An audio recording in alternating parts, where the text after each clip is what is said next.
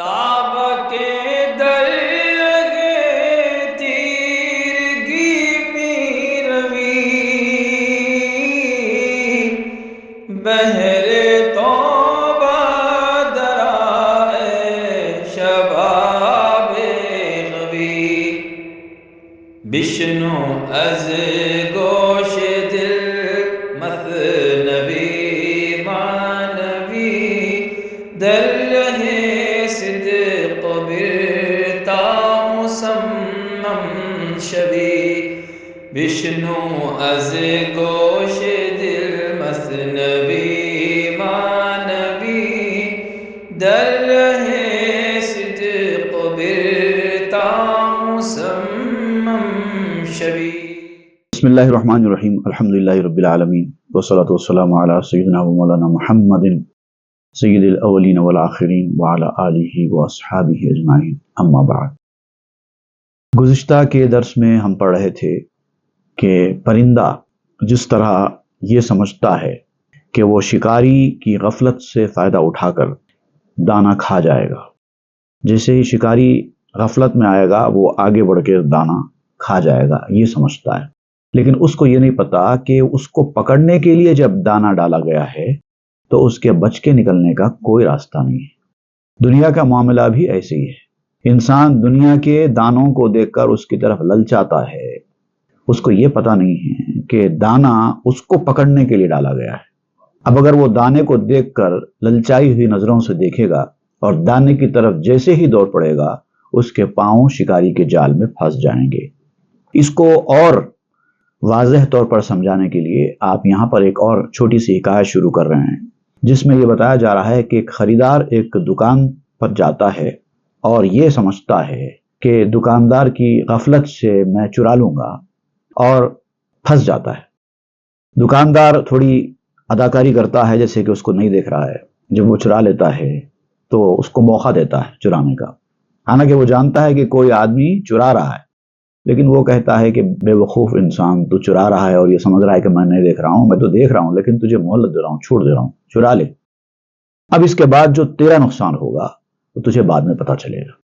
اس کو سمجھانے کے لیے آپ ایک حکایت شروع کر رہے ہیں. پیش اتارے یہ کہ گلخار رفت تاخرت ابلو جو قندے خاص و زفت. ایک عطار کے پاس ایک ایسا شخص گیا خریدار بن کر جس کو مٹی کھانے کی بڑی عادت تھی، بڑا دلدادہ تھا، شوقین تھا مٹی کھانے کا. ایک خاص قسم کی مٹی ہوتی ہے، ویسے تو مٹی خور لوگ ہر قسم کی مٹی کو پسند کرتے ہیں، وہ بھی ایک ان کا ہیلتھ پرابلم ہے، لیکن ایک خاص قسم کی مٹی ہوتی ہے جس میں سے ایک عجیب قسم کی خوشبو آتی ہے. جب وہ خوشبو کی طرف ان کا ذہن جاتا ہے تو وہ بے چین ہو جاتے ہیں، مٹی کھانا چاہتے ہیں. تو اس طرح کا ایک شخص تھا جو ایک عطار اصل میں لفظی اعتبار سے جو عطر سے عطار ہے، عطر بیچنے والا، لیکن یہاں پر ایک ڈرگسٹ کے معنی میں ہے، ایک ایسا دکاندار جس کے پاس بہت ساری چیزیں ہوتی ہیں.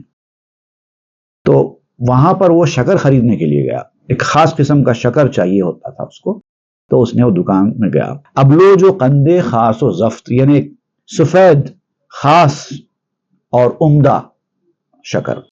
پہلے کے دور میں کیا ہوتا تھا، جب ریفائنڈ شوگر بکتی تھی تو ایک سالڈ بلاکس کی شکل میں اس کو رکھا جاتا تھا اور وہی بیچا جاتا تھا.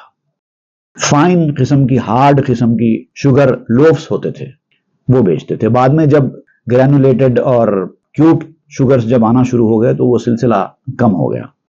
تو شوگر کے لوفس اس کے پاس تھے، وہ خریدنے کے لیے گیا، اور بہت اچھا کوالٹی کا تھا وہ شوگر، سفید رنگ کا ایک دم. پس برے عطار ترارے دو دل موضع سنگ ترازو بود گل. اب وہ جو شخص تھا دو دل والا شخص تھا. دو دل سے مراد یہاں پر جیسے ہم لوگ کہتے ہیں دو زبان کا آدمی، تو ویسے ڈبل اسٹینڈرڈ آدمی کو اندر سے کچھ باہر سے کچھ، منافق قسم کا جو آدمی ہوتا ہے اس کو دو دل والا آدمی کہتے ہیں. دل اندر سے کچھ اور ہوتا ہے، باہر سے اس مزاج کا جو آدمی ہوتا ہے اس کو دو دل کہتے ہیں. اور ترار کہتے ہیں چالاک، بہت ہی چالاک، زبان سے چالاکی کی باتیں کرنے والے. تو وہ عطار کے پاس، یعنی اس شاپ کیپر کے پاس، وہ منافق قسم کا آدمی گیا، اور اس دکان میں جہاں پہ جو بٹ ہوتا ہے، اس کو عام طور پہ باٹ کہتے ہیں بعض جگہوں پر، باٹ یا بٹ جو بھی اس کو کہتے ہیں، وہ پہلے کے دور میں پتھر کے ہوا کرتے تھے جس سے تولا جاتا تھا، لیکن اس دکاندار کے پاس مٹی کا تھا، وہ وہاں پر گیا شکر خریدنے کے لیے۔ گفت عطار اے جواں ابلوج من، ہست نیکو بے تکلف بے سخن۔ تو عطار نے اس سے کہا کہ اے خریدار جوان، یقیناً میرے پاس شکر بہت عمدہ کوالٹی کی ہے، بہت ہائی کوالٹی کی ہے، بہت اچھی شگر میں بیچتا ہوں۔ تم اچھی دکان پر تو آئے ہو، لیکن ایک مجبوری ہے، اس مجبوری کو سنو۔ لیک گل سنگے ترازوئے منست، گر ترا میلے شکر بے خریدنست۔ یاد رکھو کہ میرے پاس جو ترازو میں جو بٹ ہے وہ پتھر کا نہیں ہے بلکہ مٹی کا ہے۔ اگر تم کو مٹی کے بٹ والی ترازو سے اگر خریدنے میں دلچسپی ہے تو آؤ لے کے جاؤ۔ بعد میں یہ نہیں بولنا کہ آپ اس طرح کے کچے بٹ سے ہم کو تول رہے ہیں، تول غلط ہوگا، اس طرح کی باتیں نہیں کرنا۔ میں پہلے ہی سنا دے رہا ہوں، میرے پاس یہ بٹ ہے، اگر ہونا ہے تو لو، نہیں ہونا ہے تو جاؤ۔ گفت ہستم در مہم میں قند جو، سنگ میزاں ہر چخواہی باش گو۔ اب اس نے کہا کہ ٹھیک ہے، ویسا ہے تو کوئی بات نہیں ہے، دراصل معاملہ یہ ہے کہ مجھے بہت ارجنٹ نیڈ ہے، سخت ضرورت ہے اس شہد کی، اور میں اب کسی اور دکان پہ جا کے شکر کی تلاش نہیں کر سکتا، جو بھی ہے جیسا بھی ہے بٹ ہے، کوئی بات نہیں، مجھے اس سے کوئی مطلب نہیں ہے، تم تولو اور مجھے دے دو۔ گفت باخود پیش آنکہ گل خورست، سنگ چبوت گل ز شکر بہترست۔ جب اس نے یہ سنا کہ مٹی کا بٹ ہے تو اب چونکہ وہ مٹی کھانے کا خواہش مند ہے اور وہ اس کے سامنے لا کے تولا جائے گا تو اس کے منہ میں پانی آنا شروع ہوا، موقع ملے تو تھوڑی بٹ میں سے مٹی نکال کے میں کھا جاؤں گا۔ دل ہی دل میں کہنے لگا مٹی کھانے والے شخص نے کہ پتھر کا بٹ ہوگا تو میرے لیے کیا فائدہ ہے، مٹی کا بٹ ہوگا تو میرے لیے زیادہ فائدہ ہے۔ تم کون سی چیز سے مجھے ڈرا رہے ہو؟ جو چیز مجھے پسند ہے اسی سے ڈرا رہے ہو۔ مٹی کا بٹ ہوگا تو میں اس بٹ میں سے تھوڑی مٹی کھا سکتا ہوں، پتھر کا رہے گا تو میں کیا کروں گا؟ الگ انداز سے سوچتا تھا، کیونکہ جس چیز کی طرف آدمی راغب ہو رہا ہے اسی سے اس کو ڈرایا جاتا ہے کیا؟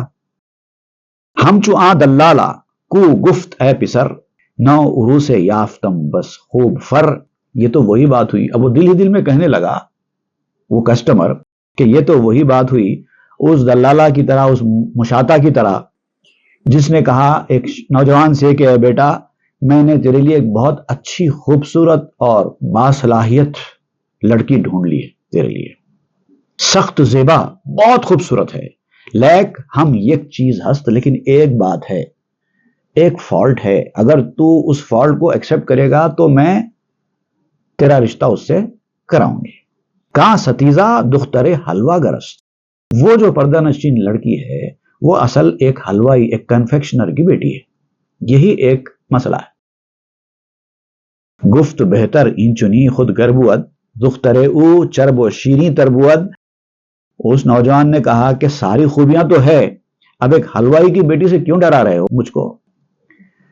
یہ تو میرے لیے اور اچھا ہے، چونکہ حلوائی کے پاس گھی شکر وغیرہ چیزیں ہوتی ہیں تو لڑکی بھی خوب چکنی ہوگی، خوب میٹھی ہوگی، حلوائی کی بیٹی ہے، اس سے کیا ڈرنے والی بات ہے، یہ تو ویسی ہی بات ہوگی۔ تو اس آدمی کو میٹھی اور چکنی قسم کی لڑکی چاہیے تھی، حلوائی کی بیٹی ہی چاہیے تھی، اور مشاطہ اس کو ڈرا رہا ہے کہ حلوائی کی بیٹی ہے، کیا کروں، مجبوری ہے، وہ تو اس سے اچھی اور کون سی بات ہوتی ہے؟ تو ویسے اس کے ساتھ بھی معاملہ ہے، تم یہ کہہ رہے ہو کہ بٹ پتھر کا ہے، پتھر کا نہیں ہے، مٹی کا ہے، ارے مٹی کا بٹ اور اچھا ہے میرے لیے۔ گر نداری سنگ و سنگت از گلست، این بہو بہ گل میرا میوے دلست۔ اگر تمہارے پاس پتھر نہیں ہے بٹ کے طور پر تو کوئی بات نہیں، مٹی کا ہے تو رہنے دو، میرے لیے تو یہی بہتر ہے، یہی خوب ہے، مٹی میرے دل کا میوہ ہے، مٹی کو دیکھنے کے بعد تو میں بغیر کھائے رہ نہیں سکتا، وہ تو میری کمزوری ہے، تو مجھ سے کیا ڈرا رہے ہو مجھے؟ اندراں کفا ترازو ز احتداد، او بجائے سنگ آں گل را نہاد۔ تو ترازو کے پلڑے میں جب اس نے یہ کہا تو دکاندار نے ترازو کے پلڑے میں وہ مٹی سے بنا ہوا جو بٹ تھا وہ رکھ دیا تولنے کے لیے۔ پس برائے کفے دیگر بدست، ہم بے قدر آں شکر را میں شکست۔ پھر اس نے کیا کیا، ایک پلڑے میں تو وہ بٹ اس نے رکھ دیا، دوسرے پلڑے میں اب جا کر شکر ڈالنے کے لیے، کیونکہ اب تو وہ بلاکس میں بنی ہوئی شکر ہے اور اس کو توڑ کے لانا ہے نا، اس کے وزن کے حساب سے اس کو بلاکس کو توڑ کے اس کو تولنا ہے، تو وہ شکر لانے کے لیے بازو ہاتھ بڑھایا۔ چون ابودش تیشے او دیر ماند مشتری را منتظر آنجان نشاند۔ اب چونکہ اس کے پاس وہ بلاک کو توڑنے کے لیے تیشا نہیں تھا، پک ایکس نہیں تھا، تو اس نے اپنی کوششوں سے ہاتھ سے اس کو توڑنے لگا۔ تو اس پروسیس کے دوران کافی دیر ہو گئی، بہت دیر تک گاہک وہیں ٹھہرا تھا، اور یہ دکاندار تھوڑا پلٹ کر شکر کی طرف منہ کر کے وہ شکر کو اس کے حساب سے توڑ رہا تھا، اور یہ انتظار کرتے اسی ترازو کے پاس کھڑا تھا۔ روی شانسو بود گل خرناش گفت گل ازو پوشیدہ دزدیدن گرفت۔ دکاندار کا منہ دوسری طرف ہے، اب وہ شکر کے بلاک میں سے شکر توڑ رہا ہے، اور یہ بے صبرا گاہک کسٹمر اس کی نظر وہ مٹی کے بٹ کے اوپر ہے، ذرا غفلت ہو تو اس میں سے میں کچھ مٹی چرا کر کھا جاؤں۔ جیسے ہی اس نے دیکھا کہ اب اس کی توجہ ترازو کے اوپر سے ہٹ گئی ہے دکاندار کی، تو اس نے فوراً آہستہ سے بڑھ کر وہ بٹ کے اوپر سے مٹی چرانا شروع کر دیا۔ ایسا لیتا جاتا تھا، کھاتا جاتا تھا۔ ترس ترساں کے نہایت ناگہاں چشم او برمن فتد از امتحان، اور ڈر ڈر کے لے رہا تھا کہ کہیں اس کی نظر ادھر نہ آ جائے۔ بٹ کی جو مٹی تھی وہ توڑتا جا رہا تھا بٹ میں سے اور کھاتا جا رہا تھا، اور بہت ڈر ڈر کے کھا رہا تھا، کہیں وہ دیکھ نہ لے، کہیں اس کی نظر اس کے اوپر نہ پڑ جائے۔ دید اتار آن خود مشغول کرد کہ فزوں تر دزد ہی اے روئے زرد۔ اچانک اس دکاندار کی نظر پڑ گئی اس آدمی کے اوپر، جب وہ مٹی چرا کر اپنے منہ میں ڈال رہا تھا، ترچھی نظروں سے ایسے دیکھا تو دیکھا کہ وہ فوری کھا رہا ہے۔ اب یہ دکاندار دل ہی دل میں فوری جا کر اس کو پکڑ سکتا تھا، لیکن وہ دل ہی دل میں کہنے لگا کہ اب تو میں غافل بن کر ہی ٹھہرتا ہوں، کتنی چرانا ہے چرا لے، اس بٹ میں سے مٹی جتنی چرانا ہے چرا لے، اب میں دیکھ کر بھی اندیکھا کرتا ہوں اور چاہتا ہوں کہ زیادہ سے زیادہ تو مٹی کھا لے بٹ میں سے۔ گرب دزدی از گلیمن می بری رو کہ ہم از پہلوے خود می خری۔ اگر تو چرا کر میرے بٹ میں سے مٹی لے جا رہا ہے تو یاد رکھ، اب یہ دل ہی دل میں دکاندار بھی سوچ رہا ہے، اے یاد رکھ کسٹمر، تو اپنا ہی نقصان کر رہا ہے، کیونکہ جیسے ہی بٹ کا وزن کم ہوتا جائے گا، اب جب شکر تولی جائے گی تو نقصان کس کا ہوگا؟ کسٹمر کا نقصان ہوگا۔ اب وہ تو چاہے گا کہ جتنا زیادہ یہ کھا لے اتنا ہی اچھا ہے، یہ شکر کم تولی جائے گی نا۔ تو ہمی ترسی زمن لائک از خری من ہمی ترسم کہ تو کم تر خری۔ تو مجھ سے ڈر رہا ہے کہ کہیں میں نہ دیکھ لوں، اور میں تجھ سے ڈر رہا ہوں کہ کہیں تو کم نہ کھائے۔ یہ صورتحال ہے، میں چاہتا ہوں کہ تو زیادہ سے زیادہ کھائے۔ گرچہ مشغولم چنا احمق نیم کہ شکر افزوں کشی تو اس پیم۔ میں اگرچہ کہ شکر کے بلاکس میں سے شکر نکالنے میں مصروف ہوں، لیکن بے وقوف نہیں ہوں، جان بوجھ کر کر رہا ہوں۔ میں تو چاہتا ہوں کہ تو زیادہ سے زیادہ شکر مٹی لے کے جائے، بٹ کا وزن کم کر دے، جتنا بٹ کا وزن کم ہوگا اسی قدر میں شکر بچا پاؤں گا۔ چون بینی مر شکر را زازمود پس بدانی احمق و غافل کے بود۔ جب تو آزما کر تول کر گھر جا کر شکر کو دیکھے گا تو تو سمجھ لے گا کہ غافل کون تھا، احمق کون تھا، بے وقوف کون تھا۔ تو یہ سمجھ رہا ہے کہ دکاندار بے وقوف ہے، وہ پلٹتے ہی میں نے اس میں کے بٹ میں سے مٹی چرا لی ہے، وہ بے وقوف کو خبر تک نہیں ہے، یہ سمجھ رہا ہے نا؟ نہیں، میں بے وقوف نہیں ہوں، مصروف ہوں ضرور، بے وقوف نہیں ہوں۔ اب گھر کو جانے کے بعد جب تو شکر تولے گا تب تجھے پتا چلے گا کہ بے وقوف کون تھا۔ مرغزاں دانا نظر خشمی کند دانا ہم از دور راہش می زند۔ بالکل پرندے کی طرح پرندہ اس دانے کو دیکھ کر خوش ہو رہا ہے کہ ذرا آدمی غافل ہو جائے، شکاری غافل ہو جائے تو میں جا کر دانا چک کر اڑ جاؤں گا۔ اور دانا بھی اپنے آپ میں اس کو پرندے کو دیکھ کر ہنس رہا ہے کہ پرندے تو مجھ پر نظر رکھ رہا ہے اور مجھے لے کے جانا چاہتا ہے، ذرا قریب تو آ، پتا چلے گا تجھے کیا ہوگا، تو خود پکڑا جائے گا۔ تو دنیا داروں کا معاملہ ایسے ہی ہے۔ جو دنیا دار ہوتے ہیں وہ تو بڑے خوش ہوتے ہیں، جن کے پاس کچھ نہیں ہے، مال دولت کچھ بھی نہیں ہے، ان کو دیکھ کر ہنستے ہیں، یہ غریب فقیر مفلس لوگ ہیں، ہمارے پاس دیکھو کیا نہیں ہے۔ تم ان کے اوپر ہنستے ہو اور وہ لوگ تمہارے اوپر ہنستے ہیں، کیونکہ تم ایسی دنیا کی دولت اکٹھا کر رہے ہو جو تمہارے پاس رہنے والی ہے ہی نہیں۔ اسی دولت کے پیچھے جو تمہارے پاس کبھی رہنے والی ہی نہیں ہے، تم اپنی عمر کو برباد کر رہے ہو، تم قیمتی وقت ضائع کر رہے ہو۔ غرض نائے چشم حز می بری، نئے کباب اس پہلوے خود می خری۔ اسی طریقے سے اگر کوئی شخص کسی حسین چہرے کے اوپر نظر جماتا ہے، نظر بازی کرتا ہے، نظریں دوڑاتا ہے، تو بظاہر وہ دیکھ دیکھ کر انٹرٹین ہوتا ہے، مزے کرتا ہے، آنکھوں کے مزے لوٹتا ہے دیکھ دیکھ کر، لیکن حقیقت کیا ہے؟ اپنے لیے ہی پریشانی مول لیتا ہے، اس کو خبر نہیں ہے اس وقت۔ جیسے پرندے کو خبر نہیں ہے، وہ تو دانے پر نظر جما کر بیٹھا ہے، لیکن جب پکڑا جائے گا، جب گرفتار ہو جائے گا، تب اس کو پتا چلے گا۔ ویسے ہی انسان کا معاملہ بھی ہے، یہ نظر بازی دور ہی سے تمہارے لیے تیر اور زہر کا کام کرے گی، تم کو خبر نہیں ہے۔ جیسے جیسے تمہارا عشق بڑھتا جائے گا، نظر جمانے کے بعد، اچھی چیزوں کے اوپر نظر جمانے کے بعد تمہاری دلچسپی بڑھ جاتی ہے، اس کے بعد اس سے محبت عشق شروع ہو جاتا ہے۔ اور یاد رکھو، جیسے جیسے عشق بڑھتا جائے گا تمہارا صبر کم ہوتا چلا جائے گا۔ جو لوگ نظر بازیاں نہیں کرتے وہ ثابت قدم رہتے ہیں، صبر کی زندگی گزارتے ہیں۔ جو نظر بازیاں کرتے ہیں، ادھر ادھر نظریں دوڑاتے ہیں، ان کا صبر ختم ہو جاتا ہے۔ احادیث میں آیا ہے کہ جب کوئی آدمی جوان ہو جائے اور اس کو عورت کی خواہش ہو اور برداشت نہ ہو، تو ایسے وقت پہ اس کو چاہیے کہ زیادہ سے زیادہ روزے رکھے۔ کیوں کہا گیا؟ اس لیے کہ روزے رکھنے سے اندرونی جو خواہشات ہوتے ہیں وہ کم ہو جاتے ہیں، یہ کہا گیا۔ لیکن ایسے لوگ بھی ہیں جو روزے بھی رکھتے ہیں اور پھر بھی ان کا مسئلہ حل نہیں ہوتا۔ اس کی وجہ کیا ہے؟ اس کی وجہ یہ ہے کہ وہ نظر بازیاں کم نہیں کرتے، اپنی نگاہوں کو روکتے نہیں، نظر کی حفاظت نہیں کرتے۔ صحابہ کرام چونکہ نظروں کی حفاظت کیا کرتے تھے، اس لیے ان کو روزے رکھنے کا طریقہ بتایا گیا تھا۔ جو لوگ نظر کی حفاظت ہی نہیں کرتے، ان کو روزے رکھنے سے کیا ہوگا؟ تو کہا گیا کہ پہلے نظر کی حفاظت کرو، اس سے بھی اگر بات نہ بنے تو تب روزہ رہنا ہے۔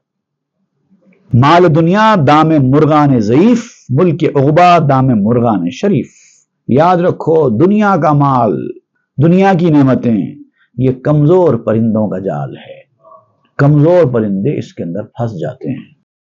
جو کمزور ہوتے ہیں، جو طاقتور ہوتے ہیں، جو شریف ہوتے ہیں، وہ دنیا کے جال میں نہیں پھنستے، وہ آخرت کی سلطنت میں جا کے پھنستے ہیں، وہ ان کو مل جاتی ہے۔ وہ پرندوں کا جال ہے جو شریف ہوتے ہیں۔ تابدی ملکے کہ او دامست ژرف، در شکار آئند مرغان شگرف۔ وہ جو سلطنت ہے آخرت والی سلطنت، وہ ایک بہت گہرا جال ہے۔ دنیا کا جال اس کے سامنے کچھ بھی نہیں ہے، اتنا گہرا جال ہے۔